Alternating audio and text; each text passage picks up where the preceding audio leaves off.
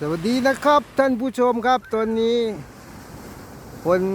บุรีรัมย์ลงไปแช่น้ำแล้วครับเดี๋ยวผมจะตามไปนะครับเดี๋ยวขอตั้งกล้องก่อนนะครับผมไปแล้วครับลงแช่น้ำครับ